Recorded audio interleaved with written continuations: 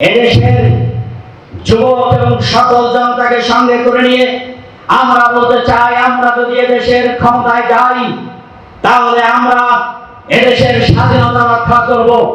যতক্ষণ আমাদের নিঃশ্বাস আছে, যতক্ষণ বিশ্বাস থাকবে, যতক্ষণ দেহে রক্তে থাকবে, বাংলাদেশের পতাকা কারোর কাছে লিজ দেব না, অবশ্যই স্বাধীনতা রক্ষা করব ইনশাআল্লাহ।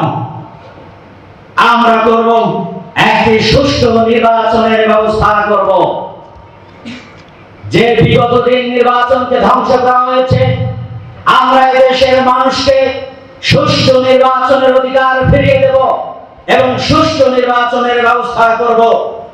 আমরা কল্যাণ রাষ্ট্র প্রতিষ্ঠা করব, যেখানে শিক্ষার সুন্দর ব্যবস্থা থাকবে, চিকিৎসার ব্যবস্থা থাকবে, অসহায় মানুষদের বাসস্থানের ব্যবস্থা থাকবে, মানুষের মানবাধিকার রক্ষা করব।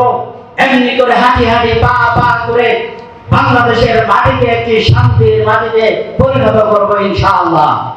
আজকের এই পুনর্মিলনী থেকে তাই আমরা শপথ গ্রহণ করতে চাই, আসুন যারা দেশকে লুটপাট করেছে, যারা দেশকে ধ্বংস করেছে, তাদের কাছ থেকে নিয়ে এদেশের জনগণকে সঙ্গে করে নিয়ে একটি আদর্শ কল্যাণ রাষ্ট্র প্রতিষ্ঠা করার জন্য আমরা সমস্ত বাতিল শক্তির মোকাবেলা করব। তেমনি ভাবে রাসূল করিম সাল্লাল্লাহু আলাইহি সাল্লাম ওই মক্কা মদিনার নগরীতে দাঁড়িয়ে বলেছিলেন, যারা অন্যায় করেছে, অন্যায় অত্যাচার করেছে, শুনে রাখো, মুসলমান যতক্ষণ জীবিত থাকবেন এই মক্কা মদিনার প্রতিটি গ্রামে গ্রামে গঞ্জে গঞ্জে দুর্বল আন্দোলন গড়ে তোলা হবে।